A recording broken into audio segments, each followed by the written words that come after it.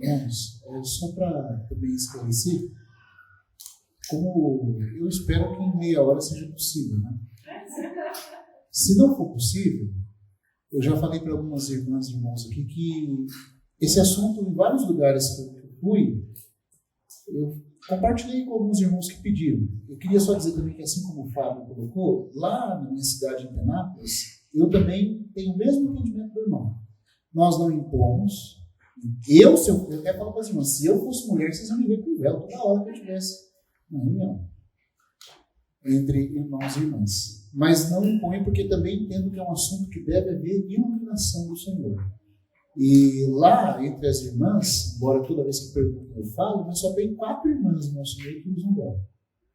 O que o Paulinho pode testificar, que eu olho para vocês e a gente fala, já considero até uma vitória. Porque tinha uma que usava e parou até. Então a gente entende que o Senhor que tem que dar luz, que tem que iluminar. Por quê? Porque existe uma barreira espiritual que tem que ser pela luz de Deus vencida. Não adianta isso impor como algo que não é entendido, que não tenha a liberdade do Senhor para que isso ocorra. Porque do contrário não tem valor. Então, se eu não conseguir falar tudo em meia hora, nos lugares onde eu passei, eu acho que eu tenho pelo menos 4 ou 5 áudios no Google Drive, abordando esse assunto de uma forma mais completa.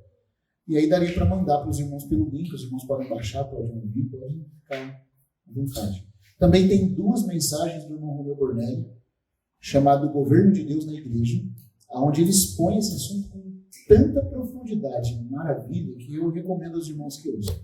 São as 2 últimas mensagens da série Governo de Deus. São 6 mensagens, a 5ª e a 6ª ele trata dessa questão. Também tem a do Delcio, no canal Martim repostado lá. Né? E no meu canal também, lá no Espírito do Reino, tem 2 vídeos que eu gravei, expondo um pouco mais panorâmica a questão também. Mas vamos então abrir em 1 Coríntios, capítulo 11.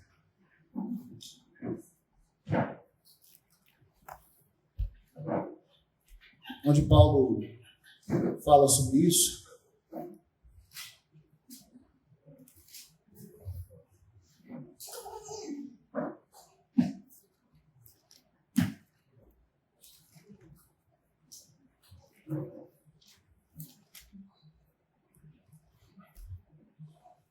Ele começa dizendo... eu estou em 2 Coríntios, capítulo 11.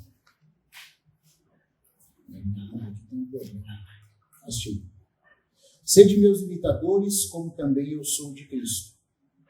De fato, eu vos louvo, porque em tudo vos lembrais de mim e retendes as tradições, assim como vou-las entreguei. Então, quer dizer, no fundamento, que é tradição apostólica, eles estavam corretos. Mas na sobreedificação em certas verdades, algo precisava ser ajustado.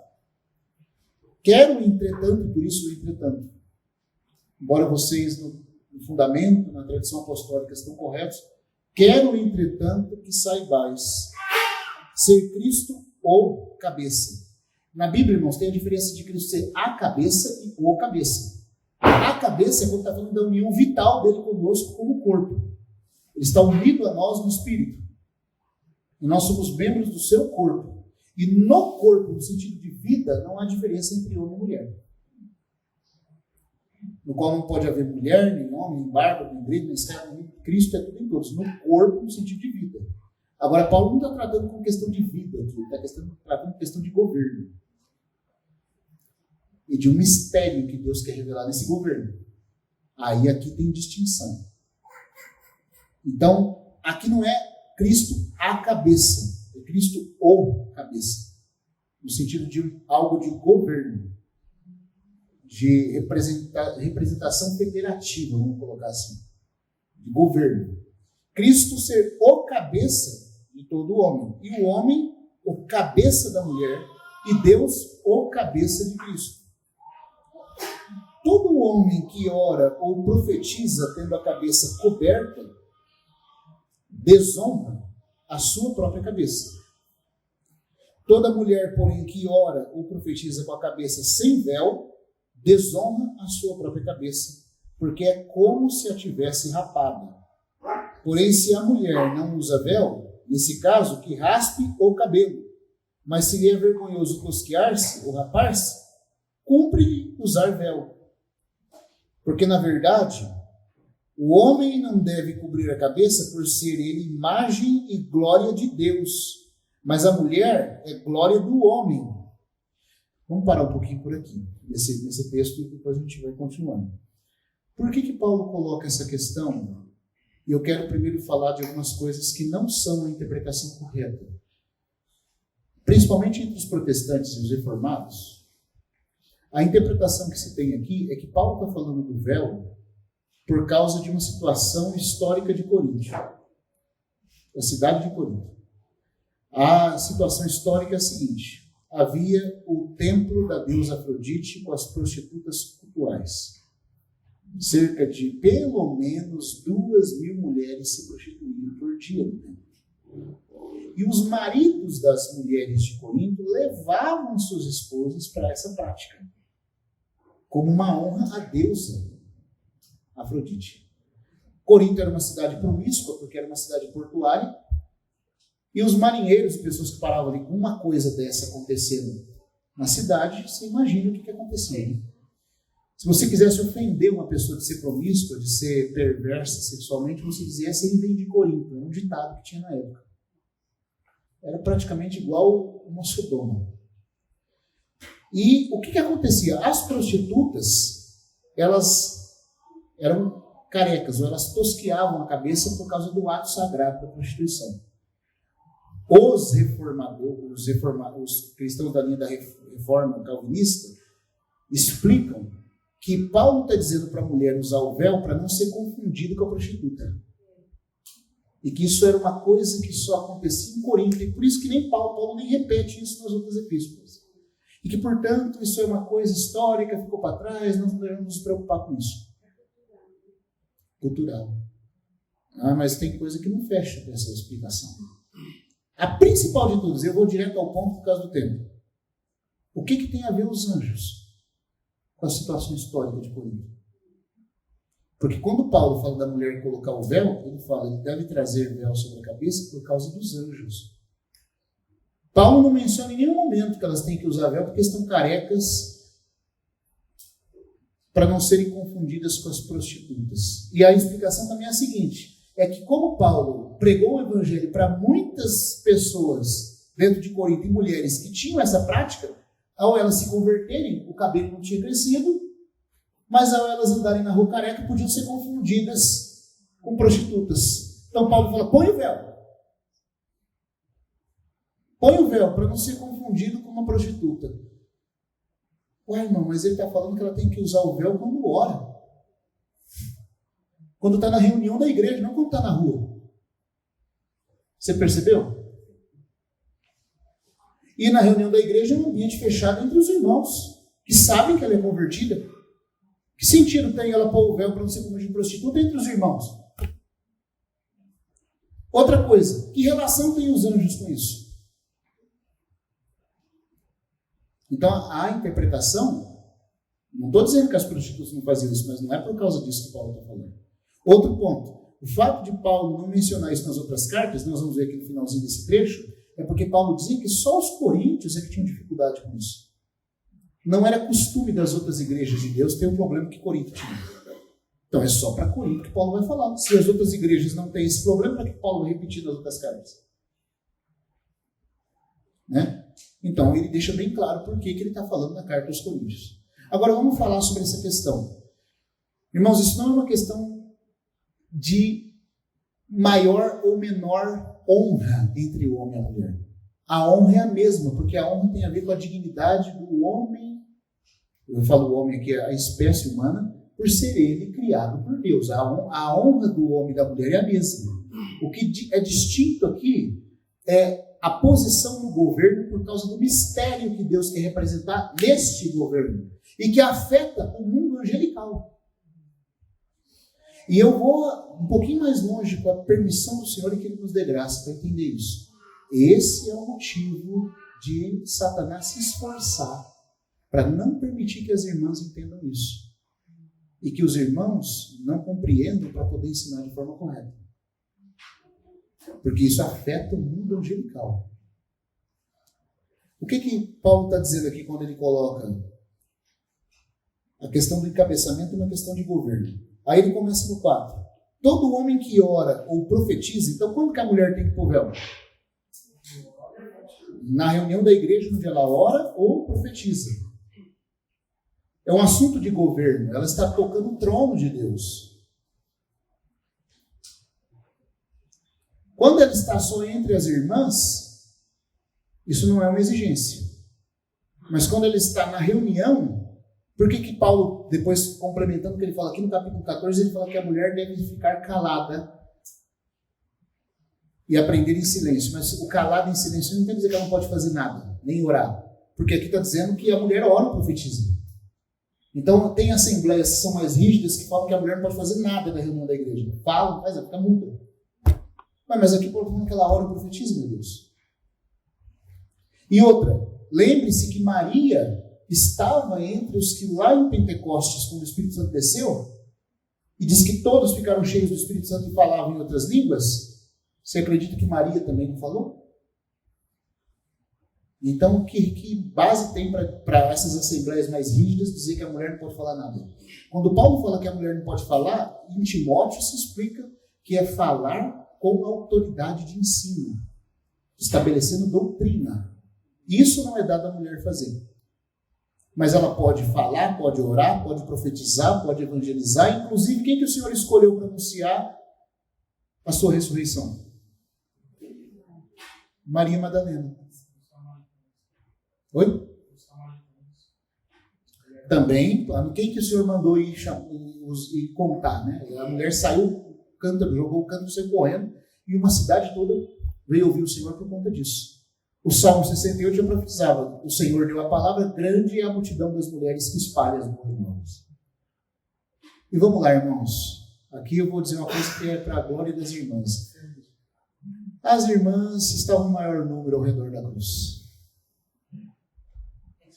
É mais fácil ter irmãs do que irmãos, quando o assunto é rendição e devoção. E Deus sabe disso. Também é dito que Paulo com Silas e Lucas estava lá em Cesareia encontrando Filipe, o evangelista, e ele tinha 4 filhas donzelas que profetizavam diante de Paulo, o apóstolo. Ágabo tinha um outro profeta junto e as irmãs estavam profetizando. Então essa coisa que diz que a mulher não pode falar nada é falta de entendimento da esfera que é dada à mulher. Mas nós queremos entender o primeiro porquê. Por que Deus fala sobre o uso do véu para a mulher e do homem não cobrir a cabeça? Porque ele está querendo representar um mistério. Então a mulher, outra coisa, irmãos, se você estiver na rua fazendo qualquer coisa, não é para pôr o véu todo o tempo. É para pôr o véu quando for orar ou profetizar diante da autoridade de Deus. É aqui que ela tem que ter a cabeça coberta. Continuando aqui, Paulo diz assim: se ela não traz a cabeça coberta, ela desonra sua própria cabeça. Vamos entender, irmãos. Para explicar isso aqui, ele fala que o homem que cobre desonra a sua própria cabeça. A mulher que não cobre desonra a sua própria cabeça. Outro mito é que o cabelo é o véu que Paulo está falando aqui. Por causa de uma má tradução do versículo que fala assim: pois o cabelo lhe foi dado em lugar de mantilha. Aí pensa-se que Paulo está chamando o cabelo da mulher de mantilha, de véu. Mas não é isso que está escrito. E, inclusive, doutrinas foram criadas, por exemplo, no meio da Assembleia de Deus, na década de 80, mais ou menos. Eu não sei quantos irmãos aqui conhecem essa história. Vou contar só para ilustrar o que uma má tradução faz, criando até doutrina mística. Havia um homem, o testemunho dele está na internet, diz que ele morreu, infartou do coração, saiu do corpo, Jesus levou ele no inferno, levou ele nos paraísos, levou ele no céu. Quem é bem antigão da Assembleia vai lembrar, se tiver alguém aqui, é o tal do Adão de Campos. Aí ele chegou lá no céu, irmãos, e aí estava lá um anjão bem grande, com o livrão aberto. Ele disse que chegava o santo no céu. Se fosse uma irmã, esse anjão com um livrão bem grande, assim, aberto, olhava para a irmã e já olhava para o cabelo dela. Ela estava com o cabelo bem cortadinho, que tu fizeste lá na terra.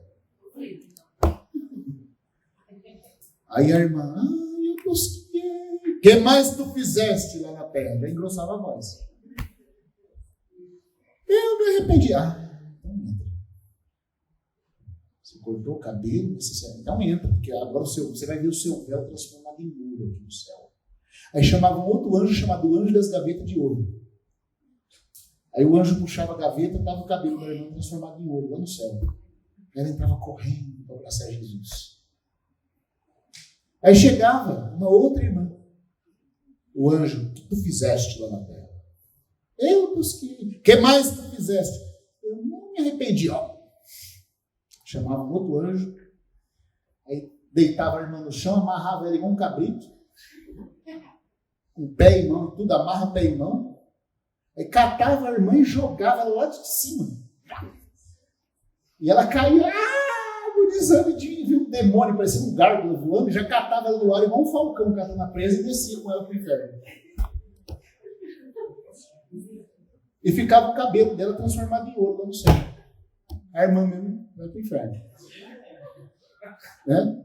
E o sangue de Jesus serviu para nada. A morte de Jesus salvou o cabelo dela. Porque o cabelo não dá para perder, né? Imagina aquela peruca de ouro.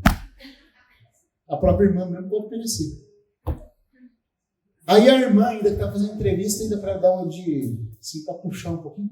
Irmão Adão, por que fala o véu? Aí ele, irmã, é porque o véu é o cabelo da irmã. Você não vê que Paulo fala lá em Coríntios? Olha, irmão, que doutrininha, mas olha, que visãozinha apoiada numa má tradução da Bíblia. Esses anjos estão meio confusos aí, porque não estão entendendo o que Paulo escreveu no texto grego. Precisa levar o Dean Alford, os exegetas do grego, para explicar para os anjos, né? E refazer essas gavetas aí, porque, gente, pelo amor de Deus, irmãos, quanta loucura que é criada por não entender o que está escrito na palavra. Então, por exemplo, também outra coisa, as irmãs de outros grupos põem o véu por causa do marido. Paulo não está falando de marido aqui, embora o marido por ser homem está incluído. Mas não é propriamente por causa de marido, por causa de ser o homem. É uma reunião entre irmãs e irmãos. Aí ela põe o véu. Mas, vamos lá, por que isso? Paulo vai começar a explicar o motivo de um cobrir e o outro descobrir no versículo mais abaixo. Ele diz assim,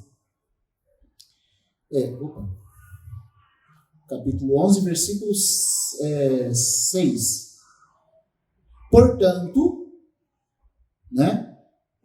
se a mulher não usa véu, nesse caso que rapa o cabelo. Então, ele distingue o véu de cabelo. Tá? Então, o véu não é o cabelo. Até a tradução da João Ferreira mostra isso de forma muito clara. Se ela não quer usar véu, que rape o cabelo. Por quê? Que rape o cabelo. Mas se lhe é vergonhoso tosquear-se ou rapar-se, cumpre usar véu. Porque, na verdade, aí ele começa a explicação. Vamos entender o motivo do mistério para entender a glória da posição distinta no governo. Porque, na verdade, o homem não deve cobrir a cabeça por ser ele o quê? Imagem e glória de Deus. E a mulher, o que Paulo fala? A mulher deve cobrir porque ela é glória do homem. Quando Paulo fala do homem aqui, ele não está falando do marido e nem do homem específico individual. Ele está falando do gênero humano. A mulher, olha só que interessante isso aqui, irmãos. Meu Deus do céu, me ajuda, me dá graça, Senhor. É sério, irmãos, a coisa é muito linda. E eu sei que se eu usar a palavra inadequada ou não for entendido, não vai tocar na preciosidade da coisa. O Senhor nos ajude. Quando Paulo fala que a mulher é glória, glória é expressão.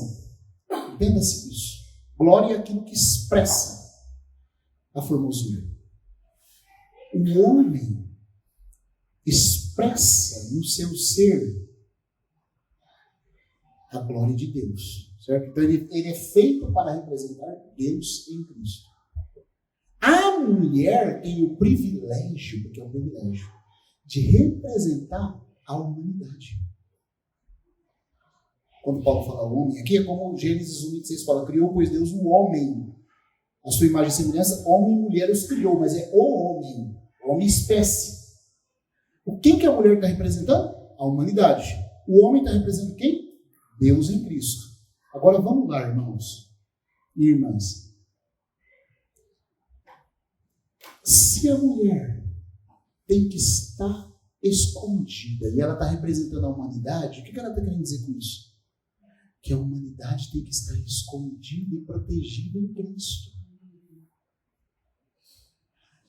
Irmãos, é por isso que Deus criou a mulher com certos traços de discrição.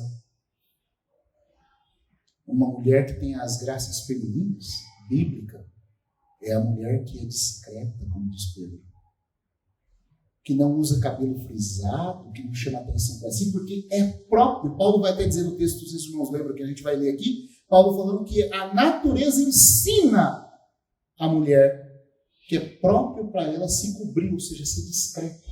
Por que Deus fez a mulher toda subjetiva, discreta, fina? Porque Deus quer representar nela, de forma natural, um privilégio. Ela, por representar a humanidade, ela está demonstrando com isso que a humanidade não pode estar separada do amado.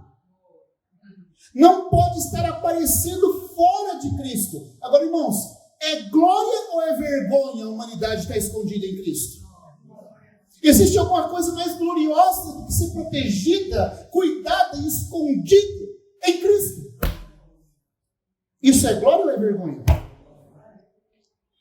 Se você falar para mim que é vergonhoso estar escondido em Cristo, e quando você se esconde, aquele que te protege aparece. Você está ali, mas você não está sendo visto. Você entendeu?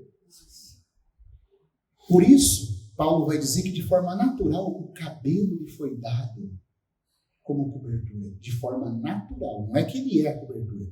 Ele é uma cobertura natural para que a natureza ensine a mulher que é bom para ela se cobrir. Porque Deus está representando nela a glória da humanidade. Qual que é a glória da humanidade? Apareceu ou está escondido? A glória da humanidade está escondido. E sabe para quem Deus deu esse privilégio para representar isso? Para as irmãs. Criou o homem e a mulher e o chamou pelo nome de Adão. Por que agora tem essa regra, mas por que as irmãs, quando casam, levam o nome dos esposos? Para representar o princípio lá do Éden. Deus criou os dois e chamou os dois do quê? De Adão. Adão chamou ela de Eva depois que pecaram. Porque eles iam morrer, mas aí Deus mostrou que o Cordeiro morreu no lugar deles e que eles agora iam viver com base na redenção. E Adão falou o quê? Adão diz que chamou ela de Eva, porque é a mãe de todos que viverão. Bendito seja Deus por isso. Mas Deus queria que ela estivesse escondida. Como a igreja deve estar escondida em Cristo e a humanidade escondida em Deus por meio de Cristo. Dá para entender, irmãos? Deixa eu perguntar com todas as letras. Isso é uma glória ou uma vergonha? Então, quando a mulher, com seus traços femininos, é discreta, ela está exibindo de forma natural, está entendendo? A própria natureza está ensinando para ela o que é glorioso para toda a humanidade. E ela tem o privilégio, de forma natural, de demonstrar isso como glória da humanidade, a quem ela representa. Quando o homem aparece, é o contrário, porque o homem representa Deus em Cristo aparecendo. Então, um está aparecendo e o outro está escondido em quem aparece. Está dando para entender? O cabelo lhe foi dado no lugar de mantilha. A tradução de J.B. Phillips no inglês sugere o quê? Parafraseando melhor o texto grego. O cabelo lhe foi dado como cobertura natural para lembrar da mantilha. Então, a ideia é a seguinte. O cabelo é uma cobertura natural, porque fica belo, de forma natural. Paulo está falando que a própria natureza, você fala, algumas irmãs falam assim, mas não fica belo. Não, a Bíblia está falando que é belo para a irmã, quanto mais ela puder se cobrir. É natural da mulher. Irmãos, porque, desculpa, mas uma mulher que não tem essa graça, essa descrição, já perdeu a característica característica própria da mulher. E sabe por que muitas mulheres não enxergam isso? Por causa do feminismo. Que permeia a cabeça delas e elas nem sabem de onde vem. E o feminismo é uma arma do diabo para impedir essa glória de ser demonstrada. Glória essa que afeta até o mundo espiritual. A gente vai chegar ainda na questão do mundo espiritual. É interessante, como diz o Chesterton, ele tem um livro chamado O que há de errado com o mundo. Não sei quantos irmãos aqui já ouviram falar de G.K. Chesterton. Foi um grande irmão do passado. Né? Vale a pena ler os livros dele. E aí, uma mente como a dele, que era tão brilhante, jornalista, ensaísta, crítico literário, escritor, filósofo, teólogo, se ele vai falar o que há de errado com o mundo, puxa, qual será que é o problema do mundo? Aí sabe o que ele fala? O que é o problema do mundo? Ele começa assim: o problema do mundo é que as mulheres não querem mais ficar em casa. Por que isso?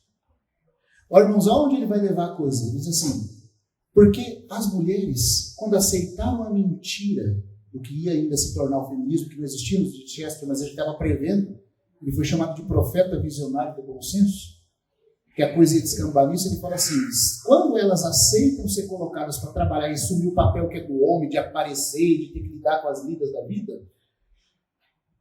elas entram no mundo da mentira. Porque o privilégio da mulher, ao estar escondido, discreta em casa, é que o marido lidar com mentiras o dia todo no mundo falso. E a hora que ele entra dentro de casa, é a mulher que chama ele para o mundo real. E para o mundo das coisas que realmente importam. Sabe qual é o mundo das coisas que realmente importam? Um homem, sua mulher e seus filhos. É isso que importa. É isso que importa. Por isso Paulo fala da missão de mãe, de dar à luz filhos. E enquanto ela faz isso, ela está protegida, salva de um engano. E é usada por Deus como instrumento para salvar o homem de um engano. Porque a vida pública é a vida do engano. É a vida que você tem que bajular o outro para conquistar, para ter, para ser. E nada daquilo realmente importa. Sabe as coisas que realmente importam? O sorriso do seu filho. O amor dentro do lar, do matrimônio. Só que isso só é vivido dentro de casa. E quem está lá dentro de casa para chamar o homem para essa realidade todo dia? A mulher.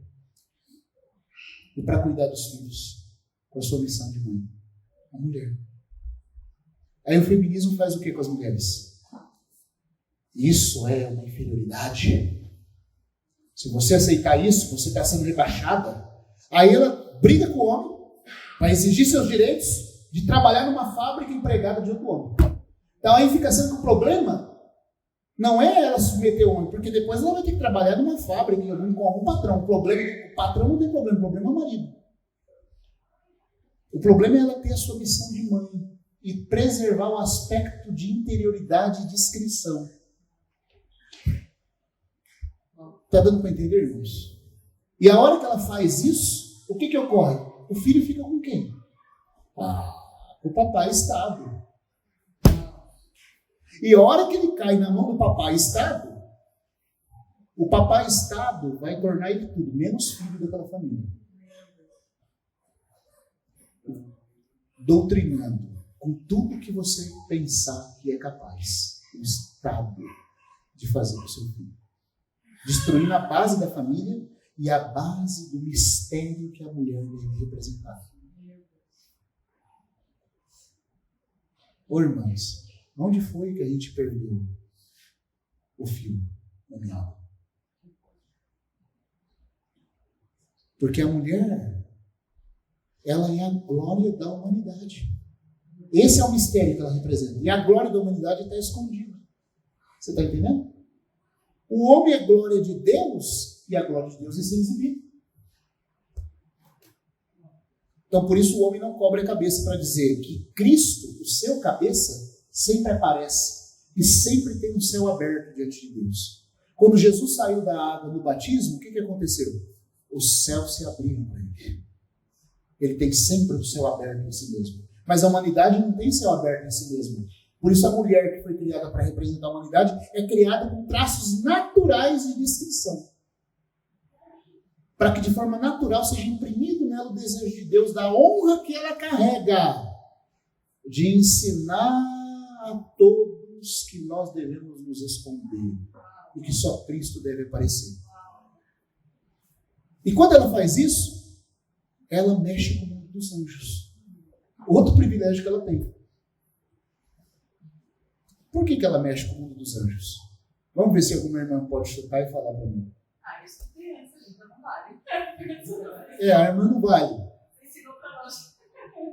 Por que ela, ao fazer isso, não é só a nós que ela está ensinando alguma coisa desse mistério da cobertura? Ela está mexendo com o mundo dos anjos.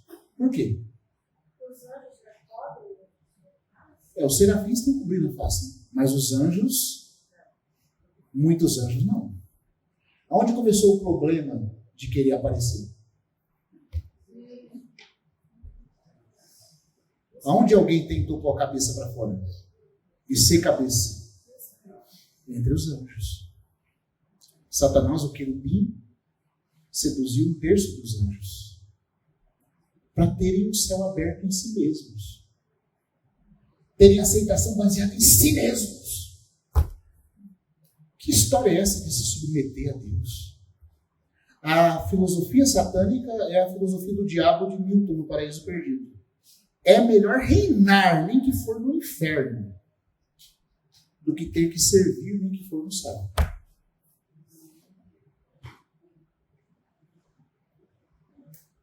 Entendeu? Por isso, que quando a mulher, na igreja redimida, na nova humanidade de Deus, ela se cobre e ela guarda o princípio da descrição, os anjos são afetados. Porque os de Satanás recebem aquele tapa que merecem receber na cara. Porque ela está proclamando para eles: vocês tentaram abrir caminho para vocês mesmos. Mas aqui nós estamos ensinando que ninguém deve aparecer, a não ser aquele que está representado na cabeça do homem, que é Cristo. Aqui vocês vão ver a humanidade escondida como era o propósito original de Deus. Olhem para a minha cabeça e vejam isso. Ela não está aparecendo. Você fala, mas, poxa irmão, mas isso não é isso. E não pense você que pôr o véu com essa realidade não causa efeito, causa, sabe por quê? Porque Deus escolheu comunicar realidades espirituais por meio dessas coisas. Nesse sentido, o batismo comunica a realidade espiritual. É a água, não mistificou, não virou outra coisa. Mas por causa da fé, comunica a realidade espiritual. Ou você duvida? A mesa do Senhor, a ceia do Senhor é farinha e vinho. A farinha não virou outra coisa. E cuidado com farinha que vira outra coisa, tá? E com vinho que cria gosto de sangue na boca. Você sabia, por exemplo, que o irmão Schnoebelen fala que quando ele era vampiro, a única coisa que ele podia comer além de chupar sangue de pescoço humano era a hóstia católica? A hóstia não tinha problema comer. Por causa da doutrina de que Cristo está morrendo mais de uma vez. A blasfêmia de que a obra de Cristo não está completa. Então é vinho e só farinha, tá? Não é outra coisa. Mas nós não podemos dizer que está presente só o vinho e a farinha. Porque se torna um veículo de transmissão de realidade espiritual. Tanto é que se você toca de forma indigna, fica fraco, doente e morre. Isso não acontece com quem toca só no símbolo. É como se fosse a arca do pacto. É ouro, é madeira. Mas toca lá. Tenta abrir ela ou toca nela. Você vê o que acontece. Desculpa a ilustração que eu vou dar aqui, mas essas coisas, tanto a arca como a ceia do Senhor, como o vinho, o batismo, a imposição de mãos, o véu, quando feito com realidade, sabe o que acontece, irmãos? É como se fosse um pedacinho de ferro. Quem é criança aqui já fez a brincadeira de enfiar um pedacinho de ferro de osso na tomada? Eu já fiz quando criança. Fui enfiar um osso de galinha na tomada. Comendo tranco, cair para trás. Ai, o que será que acontece? Vai. O osso não deixou de ser osso. Mas a partir daquele momento, ele era um veículo que não era nem só osso e não era a própria eletricidade, mas ele era um veículo que transmitia uma realidade entre um mundo e outro. Entre eu e a eletricidade. Está dando para entender? Você pega um pedaço de metal desencapado, sem luva. Ele não deixou de ser metal. Mas a partir do momento que ele toca na tomada, ele não é só metal também. Então, quando um véu é colocado na cabeça das irmãs com essa realidade, ele não é só véu mais. Ele é um testemunho para anjos de que aqui a humanidade está escondida no lugar que deveria. Isso humilha os anjos caídos que tentaram abrir um caminho por si mesmo. E isso enobrece a honra dos anjos eleitos. Porque Paulo fala que alguns anjos são eleitos, já passaram na prova do teste da rebelião e são agora eleitos. Mas você sabia que tem anjos que não se decidiram ainda?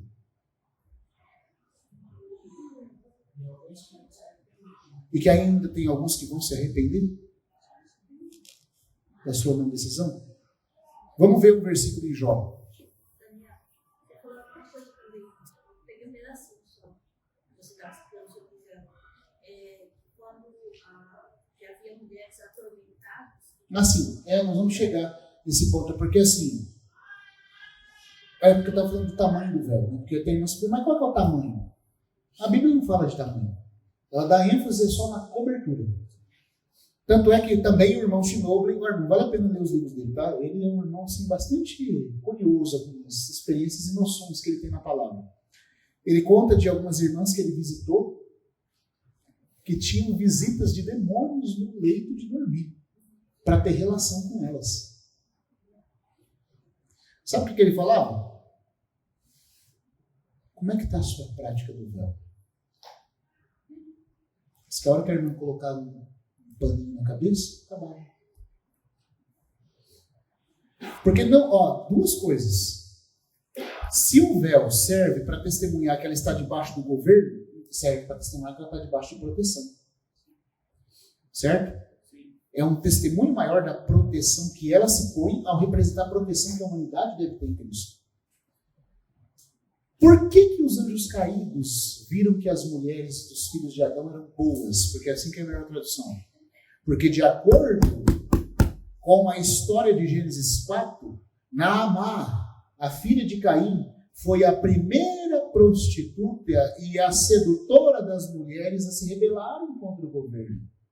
E a partir dali foi da descendência de Caim que começou a se espalhar as mulheres estando contra o governo divino, o que atraiu os anjos caídos.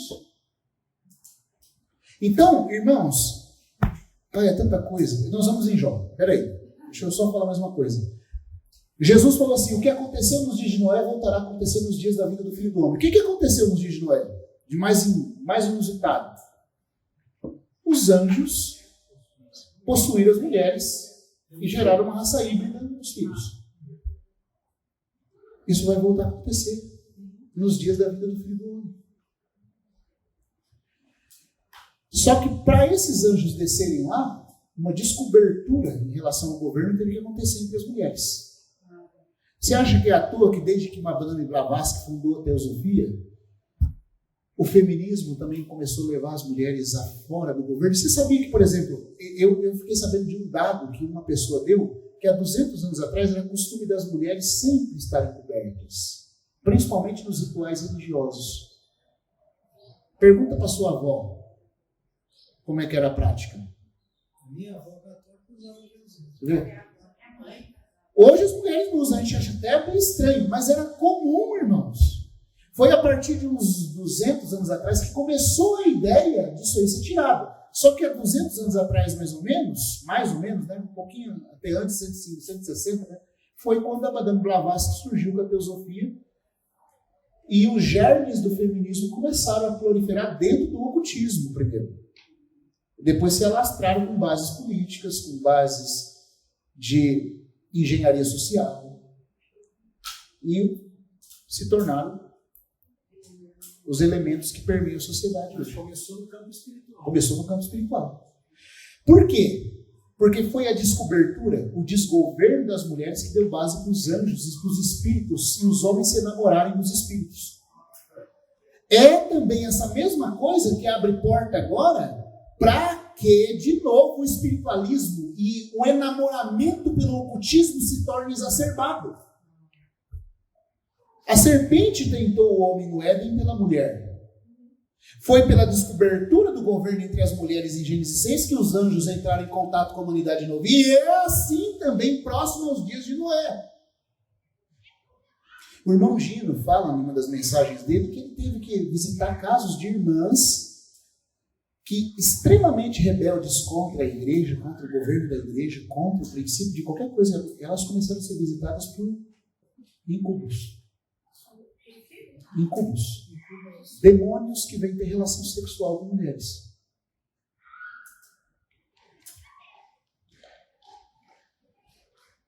Está vendo, irmãos? Então, tanto afeta no sentido positivo, como a falta de encabeçamento é o que abre porta. E de uma forma geral, não está cada vez mais relativo a relação de homem e mulher no mundo e descontrolado? Ao mesmo tempo, você não percebe uma sedução para voltar ao neopaganismo, às religiões antigas de mistério? Os canais no YouTube ficam falando de cidades antigas, de Atlântida, do mistério, que nós temos que voltar, temos que descobrir, temos que saber. Cada vez mais é uma coisa que o oculto está exercendo cada vez mais uma fascinação, um enamoramento. Sabe o que é isso? Preparação para o contato sem regras entre o oculto e a humanidade de novo. Porque o que aconteceu nos dias de Noé voltará a acontecer nos dias da vinda do Filho do Homem. Agora, na igreja, irmãos, nós temos a chance de reverter isso entre nós. Quando nós entendemos a posição do homem e da mulher. E para a glória de Deus, e para o afetar do mundo espiritual, nós honramos isso. Primeiro no lado positivo, irmãos. Eu não consigo descrever para vocês a alegria que me dá, e assim, o sentimento que eu tenho, eu falo assim, puxa, se eu fosse mulher, meu Deus do céu. Nossa, vocês iam me ver com um véuzão. Só para dar esse prazer para Deus. Essa humilhação para os anjos caídos. Esse ensino para os anjos que não se decidiram. E essa confirmação e honra aos anjos eleitos. Porque agora vamos falar dos anjos que não se decidiram. A Bíblia ensina claramente que alguns anjos estão em estado de prova ainda. Eles não se decidiram entre as mentiras de Satanás e a proposta de Deus. Não se rebelaram, mas estão em dúvida. Estão no que a Bíblia chama de insensatez. Vamos ver Jó?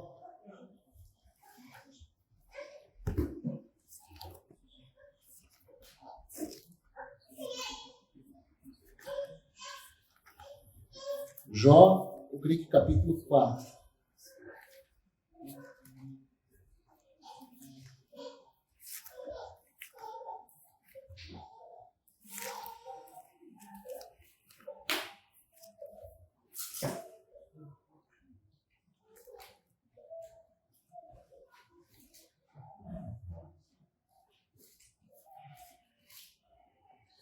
Jó.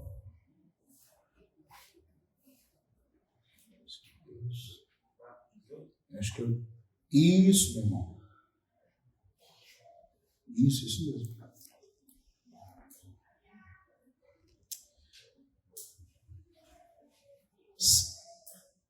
(18) Eis que Deus não confia nos seus servos, e aos seus anjos atribui imperfeições. Aqui fala imperfeições. A versão King James fala insensatez. A Bíblia de Jerusalém também diz que o sentido mais exato é de tolice. Desciedade. Loucura. Loucura. Mas como pode? Irmãos, nós temos que entender uma coisa. Quando Satanás fez a proposta que fez, para ele conseguir um terço de anjos, é porque a coisa foi convincente. Não pensa que é só nós que somos enganados, seduzidos por camadas de engano. A proposta de Satanás tinha a ver com: eu mostrarei que eu tenho um caminho melhor que o de Deus. Essa foi a proposta. Ezequiel 28, falando da queda do querubim, diz que foi na multiplicação do seu comércio, ele se encheu o seu interior de violência. Mas a palavra comércio ali no hebraico sugere não é comércio no sentido de dinheiro. A palavra dá a ideia de uma fofoca profana. E de um tempo que isso ocorreu. Então o que Satanás falava, o que é profanar? Profanar é tirar a honra que é devida a algo alto e diminuir ela. Então Satanás dizia assim entre os anjos: você tem certeza que Deus é digno mesmo de ser adorado? Você tem certeza que é necessário ter que servir? Você não tem provas. Agora eu posso te provar. Se você aceitar a minha proposta, vocês serão como o Altíssimo. Por um caminho que eu posso apresentar para todo que confiar em mim. Ele foi diminuindo nas suas contratações, porque também há uma versão no hebraico que fala de contratações, que são acordos conluios no sentido de sedição, como Absalão fez com Davi. Diz que Absalão se punha na porta da cidade, todo homem que vinha tratar com o rei, ele falava bem alto: quem me dera eu ser o príncipe. Você não tem ninguém que julgue a sua causa. Em Ezequiel, quando fala de Satanás se rebelando, é a mesma palavra usada para Absalão, no hebraico. O que Satanás falava para os anjos se vocês pelo menos acreditassem na minha proposta. Como Absalão falava: não tem ninguém que julgue a vocês. Quem me dera ser o príncipe desse povo, então eu atenderia a todos. Diz que ele foi comprando o coração dos homens contra Davi. Foi o que Satanás fez entre os anjos. Aí você pergunta assim: por que Deus não destruiu ele? Não acabou com tudo de uma vez? Vamos lá, irmãos. Isso começa a entrar no assunto da Teodiceia, não dá tempo de falar disso. Mas é maravilhoso a gente entender a sabedoria de Deus. Se Deus tivesse aniquilado Satanás assim que isso aconteceu, o que ia parecer? Que Deus estava temendo que Satanás estivesse falando a verdade. Que Deus tinha uma fraqueza moral. Porque é isso que o adversário faz com o outro, quando o outro realmente é uma ameaça. Quando a proposta do outro realmente contém algo de verdade. Se Deus tivesse aniquilado Satanás desse jeito, resumindo, ele teria aberto o caminho para qualquer outro anjo virar Satanás. E a dúvida nunca seria sanada. Como Deus não é um covarde, um fraco moral, como Deus sabe que ele tem o único melhor caminho, só tem um jeito dele provar quem está errado na história. Ele precisa permitir que haja escolha. Ainda que essa escolha vai causar muita dor. Mas o amor dá liberdade para se mostrar de fato amor. Então Deus permitiu. Tudo bem. Mostre do que você é capaz. Sim. E quem quiser te seguir. E nós temos visto, irmãos, por 6.000 anos o que Satanás é capaz de fazer sem Deus. Você está entendendo? Por que é permitido o tempo da prova? É porque Deus sabe que Ele é o melhor. Mas Ele sabe que nós não sabemos. Deus sabe que não há nenhum caminho de vida fora dele. Mas na loucura da criação ela supõe que há. Então que seja provado. E só tem um jeito de provar. É na provação que vai vir a prova de tudo. Você entendeu? E aí vai amadurecer as coisas que estão escondidas no coração de cada um, para que cada um tome e se defina de que lado está na história. E os anjos foram provados, e alguns estão em estado de prova. E estão ainda descobrindo se de fato o caminho de Deus é o melhor. E sabe a quem Deus quer usar para ajudar eles a se decidirem nessa história? A nós. À medida que nós, tão fracos e tão inferiores aos anjos, vamos crendo por fé e intuindo. Como diz o irmão Gino, nós não vemos quase nada, estamos no escuro. Mas eles veem que essas criaturas de barro conseguem dizer: sou por Deus mesmo assim. Irmãos, isso causa uma sensação nesses anjos. Como que nós, sendo tão gloriosos e vendo tudo, Estamos duvidando e eles que têm tão pouco conseguem se decidir. E à medida que nós nos decidimos, mais da virtude de Cristo vai se formando em nós, e nós vamos tratando com amor, com misericórdia, e Deus vai revelando o caráter do coração dele em nós. E aí os anjos vão aprendendo e vão se decidindo. Que o caminho de Deus é verdadeiro. E que o mentiroso em toda a história é Satanás. O primeiro que fez isso foi o Senhor Jesus quando se encarnou. Porque Satanás estava mostrando que ele era capaz. E sabe o que Deus fez? Contra as mentiras dele? Acho que os anjos, irmãos. Eu acho não, porque diz que os anjos ficaram tentando entender o mistério da encarnação. O Senhor não vai fazer nada. Aí o Senhor provou. E aí, irmãos, os Tenimarchos põem poetizando de uma forma muito linda. Imagina o susto que é quando eles pensam, Deus vai fazer algo, porque toda a terra pertence a Yahvé. Assim. Só que aí o Senhor se levanta e tira a coroa. E vai se despindo. Satanás, ele era capaz. Agora Deus vai mostrar do que ele é capaz. Sabe do que Deus é capaz?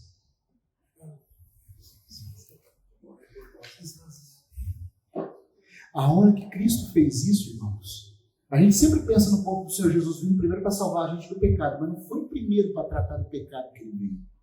Foi para dar a glória que Deus merecia receber e nunca recebeu. Quando ele se encarnou, homens e anjos tiveram a chance de ver, por contraste com as trevas, quem realmente Deus é. Y fue en la época de Nerón que mandó matar a todos los hijos varones, sabiendo el plan de Dios. Sim. Él sabía del plan, por eso él temía. Sim, temia. Então Satanás está mostrando que ele é capaz, assassinar, mentir, caluniar. E o que o Senhor está mostrando, irmãos? Qual é o único jeito de Deus convencer as criaturas de que ele é diferente de Satanás? Amando enquanto é caluniado. Sabe por quê?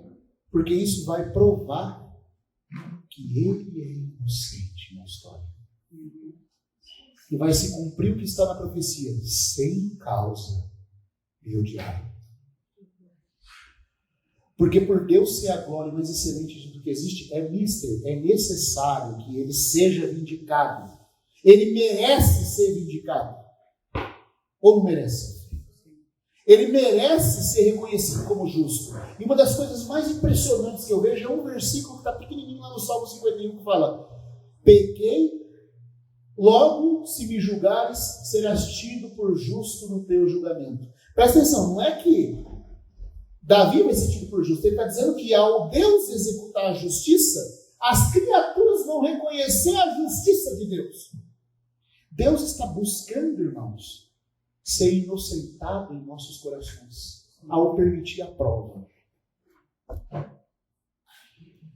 E quando o Senhor Jesus se encarnou nessa terra e revelou o Pai, como é que ele conclui o ministério dele? Se eu não tivesse vindo e feito obras que ninguém fez, não teria pecado. Mas agora eu vim e manifestei quem é o Pai. E mesmo assim, me odiaram tanto a mim quanto a meu Pai. Mas isso para que se cumpra, sem causa me odiaram. Ao Jesus amar, enquanto estava sendo odiado, ele foi inocentado. Você está entendendo? Deus foi inocentado em Cristo. Deus recebeu a glória que é devida. Só que o mais impressionante de tudo, irmãos, é que Deus não está satisfeito só que Jesus tenha manifestado quem Deus é.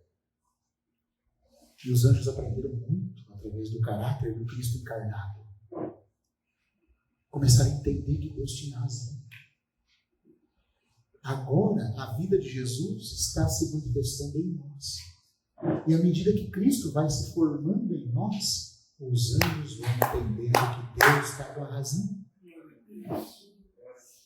Por isso, Efésios capítulo 3 vai dizer que é pela igreja que a multiforme sabedoria de Deus vai ser conhecida de quem? Dos principados e potestades nos lugares celestiais. Irmão e irmão, quando a gente faz isso, nós estamos ajudando a mudar o destino de anjos. À medida que o caráter de Cristo aparece, as realidades celestiais são afetadas e mudadas. Está dando para entender isso, irmãos? Está dando para entender como que isso é profundo? Deus escolheu dar-nos esse privilégio.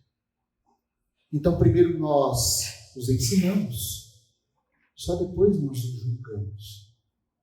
Porque nós haveremos de julgar também os anjos.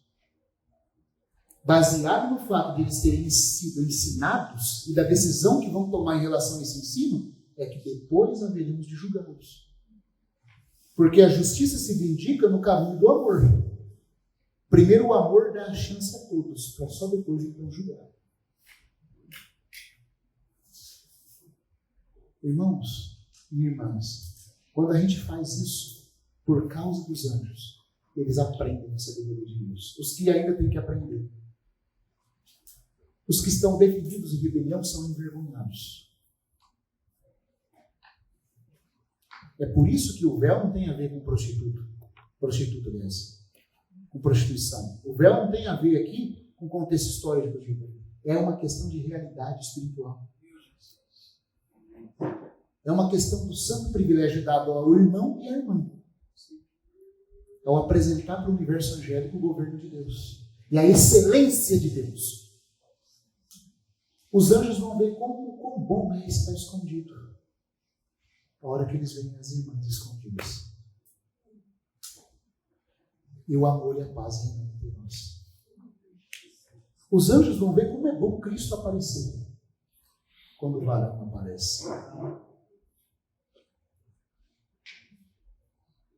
Olha, vamos falar assim, depois de entender isso,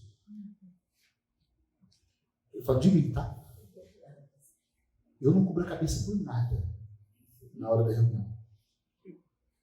Não deixo o cabelo crescer de jeito nenhum também. É para parecer mesmo. E se eu fosse irmão, eu ia falar para você, eu ia colocar aquele...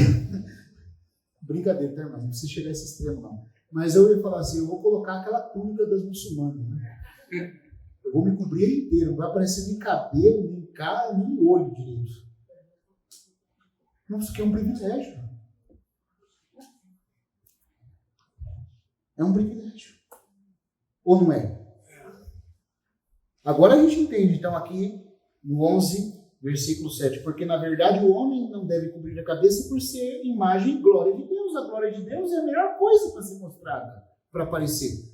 Foi dado ao homem o privilégio de mostrar isso. E qual é o privilégio da irmã? Porque também é privilégio. É mostrar o que deve ser escondido pela glória que carrega. Porque aquilo que é excelente é também discreto.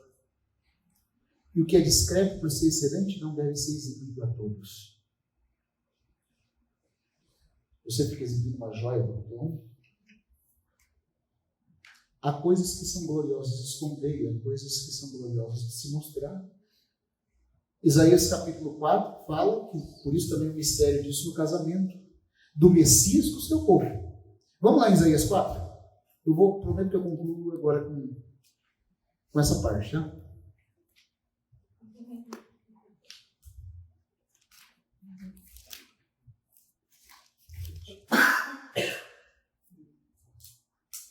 Capítulo 4, versículo 2 até o versículo 6.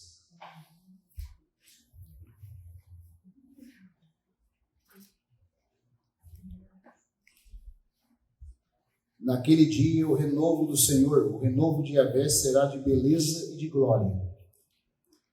E o fruto da terra, o orgulho e adorno para os de Israel que forem salvos. Será que o restante, ou o remanescente de Sião, e os que ficarem em Jerusalém serão chamados santos, todos os que estão inscritos em Jerusalém para a vida. quando o Senhor lavar a imundícia das filhas de Sião e limpar Jerusalém da culpa do sangue do meio dela, com o espírito de justiça e com o espírito purificador. Criará o Senhor sobre todo o monte Sião e sobre todas as suas assembleias uma nuvem de dia, fumaça e resplendor de fogo chamejante de noite. Presta atenção no final do versículo. Porque sobre toda a glória se estenderá um... Sabe o que é um dossel? Aqui, a figura de um chamado tálamo judeu, que é aquela casinha do casamento judeu, onde a noiva fica escondida esperando o noivo entrar. Sobre toda a glória se estenderá uma tenda, um dossel, uma cobertura. O princípio é, a glória deve ser coberta. E não é coberta por causa de pecado. Porque, por exemplo, Satanás era chamado de o querubim que cobre antes de haver pecado. Por que a glória tem que ser coberta? Porque tudo que é belo demais é honroso demais e não deve ser diminuído na sua excelência. Acho que a gente entende isso.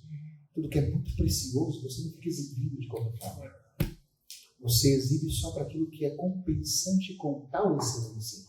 E a noiva, no casamento judeu, se cobre para dizer assim, eu pertenço só a você. Outro dia eu vi um casamento, né? Eu estava no casamento de um irmão amigo e a esposa dele, que coisa linda, filho, meu Deus do céu. O dia que eu casar, eu quero que seja mais ou menos assim. A irmã entrou com uma lamparina e ela entrou toda coberta, não dava para ver o rosto dela. Ela entrou segurando aquilo e com um véu. E aí ele teve o privilégio na hora de tirar o véu e ver o rosto dela. E ela só tinha o rosto para ele e ele só para ela. E por que a mulher põe o véu no casamento? É por causa disso aqui. Porque ela está sendo dito o seguinte: o varão, ao tirar o véu dela, proclama que ela, que é a glória dele, está coberta só para ele. E está escondida para não aparecer, reconhecendo que ela aparece nele e não em si mesma. Porque sobre tudo que é glorioso, deve haver uma cobertura. E como a mulher tem o privilégio de ter uma glória a ser demonstrada, ela é demonstrada coberta, por causa da excelência. Os irmãos estão vendo? Irmãos, eu não consigo ir muito além disso aqui. É profundo demais. O irmão Lance Lambert mesmo fala, olha, o mistério da cobertura é algo tão profundo que eu acho que nós estamos só arranhando o que é isso. Mas graças a Deus que estamos arranhando. Sim. E que aquilo que a gente está arranhando possa servir para nos ajudar a perceber o privilégio. E o que Deus está querendo demonstrar, a ponto de afetar o mundo dos anjos. Amém? Então, eu acho que de forma resumida, é isso. A gente, depois qualquer outra dúvida, qualquer outra coisa, irmãos, a gente pode falar de mais comunhão. Tem os outros versículos de Coríntios, vai falar ali, eu acho que já está bem claro. Eu sei que vai ter um versículo logo abaixo que fala assim, pois o cabelo lhe foi dado em lugar de mantilha, mas não é essa a tradução. A tradução é, o cabelo lhe foi dado para lembrar do véu. Por isso que Paulo vai dizer no outro versículo anterior, você pode conferir lá, ele fala assim, se a mulher não quer usar véu, então que raspe também o cabelo. Por que ele manda ela raspar o cabelo se ela não quer pôr véu? Porque ele está querendo ensinar o seguinte, como ele já tinha dito, o cabelo é uma cobertura natural para lembrar do véu. Se o cabelo não está atingindo o objetivo de lembrá-la que ela deve se cobrir, então o cabelo não tem utilidade, raspa também o cabelo e fique careca logo. Agora, se ela quer usar o cabelo, então que cubra também, porque o cabelo ficou tão bonito, não ficou bonito o cabelo, ensinando para ela que é bom, ela está discreta. Então que ela também ponha aquilo para o qual o cabelo deixou formosa. Que ela ponha o véu que foi dado para lembrar da glória que é se cobrir, porque ela está representando a humanidade escondida e coberta. E o homem, não deixe o cabelo cobrir a cabeça, ou não cubra. Porque a honra dele é outra. Ele tem o privilégio de representar Deus em Cristo aparecerá. Então é isso, irmãos. Que o Senhor continue falando às irmãs, aos irmãos, e essas coisas vão ficando cada vez mais claras para nós. Amém? Bendito é o Senhor.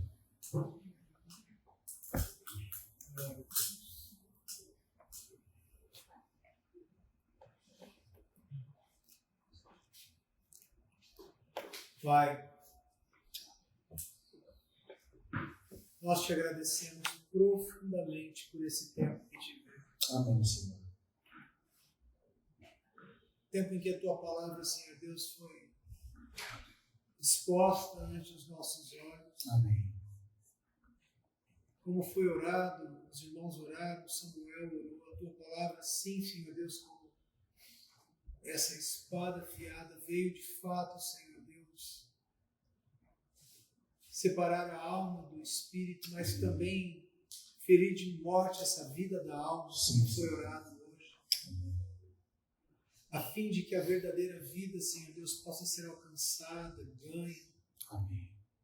E esses aspectos gloriosos que vimos nesses 3 dias com respeito ao teu reino, à tua vinda e à tua igreja. Amém. Sejam, Deus, na vida da igreja, na prática, Deus, da vida de comunhão e de comunidade do teu povo. Cada uma das coisas que vimos e aprendimos, Amém. quando expressadas, quando aplicadas, praticadas, Amém. possam, Senhor Deus, cumprir o seu definitivo fim. Deus. Amém, Senhor. O objetivo pelo qual o Senhor nos instruiu. Para isso, Pai, nós precisamos ter os olhos do nosso entendimento iluminados. Amém. Derrama mesmo o espírito de sabedoria e de revelação, Senhor, um pleno conhecimento do Senhor nessa vida gloriosa que nos confiastes, a vida do teu Filho, a vida do teu Filho em nós, que nos capacita, que nos prepara, que nos habilita e equipa a entrarmos na vida. Amém. A entrarmos na esfera da vida. Amém. Sim. Por favor, amado e bendito Deus, Amém. toda a porção de palavra colocada, depositada nesse depositário, Sim, Senhor. Senhor. Nesse depósito, Senhor. Amém. Nessa dispensa, Senhor. Amém. Deus, que somos nós mesmos, como os teus filhos, Sim. como dispenseiros. Amém. Possamos, Pai, no nome de Jesus, Amém. no nome de Jesus, sermos encontrados fiéis diante do Senhor, Amém. mas também diante dos homens, Sim, Senhor. considerados como fiéis administradores Amém. dessa preciosa graça recebida. Sim. Obrigado pela vida do irmão Daniel, Obrigado, Senhor, pela tua graça. do Paulo, da Laís, do Luan, que vem, Sim, Senhor. Senhor Deus, a enriquecer, a trazer, Senhor Deus, daquilo que o Senhor tem nos confiado, para também, Pai, compartilhar conosco o favor do Senhor que já repousa nas suas vidas, agraciando as nossas vidas e esse pequeno rebanho, essa porção do teu povo reunido em Maringá. Amém, Senhor. Possamos nós, a partir também de agora, como falamos aqui, Senhor Deus, essa medida que sobe e que a responsabilidade sobe com a medida do conhecimento. Sim, Senhor. No nosso reunir e na nossa vida de igreja, expressarmos a glória do Senhor Amém. nessa cidade, o testemunho do Amém, Senhor sim. em Maringá. Amém. Ajuda-nos, Senhor Deus, a sermos fiéis no tocante a essa verdade da vida da igreja. Amém, Senhor. E do governo da igreja também nessa cidade. Verdade, Ajuda-nos, sim, Pai, sim. com precisão. Não são nós os que estamos Verdade. aqui, mas aqueles a quem o Senhor vier acrescentar nesse Sim, reunião, sim. nessa comunhão, nessa igreja. Amém. Sejam, Deus, irmãos que ministram. Verdade. Sejam, Pai, irmãos introduzidos no governo da igreja. Sim, Senhor. Seja, Senhor Deus, o exemplo que aprendemos nessa noite com respeito ao véu na vida das irmãs Sim. e também no ministério, Pai, Sim. ou seja, na profecia, ou até Sim. mesmo, Senhor Deus, não na introdução, Senhor Deus, da doutrina, mas no compartilhar do ensino através Sim. da vida das preciosas irmãs. Amém. Sim, faz isso em Faz. nós. Sedimenta, Deus, o que o Senhor já nos deu. Amém. Faz acomodar essas verdades espirituais Realize. no nosso Amém. Em nome de Jesus. Amém, Senhor. A fim de que Deus, aquilo que o Senhor deseja extrair como medida do teu Filho entre nós, Amém, em nós, Senhor. nessa cidade, se dê a conhecer de acordo com a graça e com o favor do Sim. Senhor, operando em nós e nós cooperando com o Senhor. Amém, Senhor. Pai bendito, faz isso, Pai. Amém, Senhor. É o que nós te pedimos. Amém. No doce e precioso nome de Jesus. Amém, Senhor. Amém. Amém. Aleluia. Glória a Jesus Cristo, Senhor. Aleluia.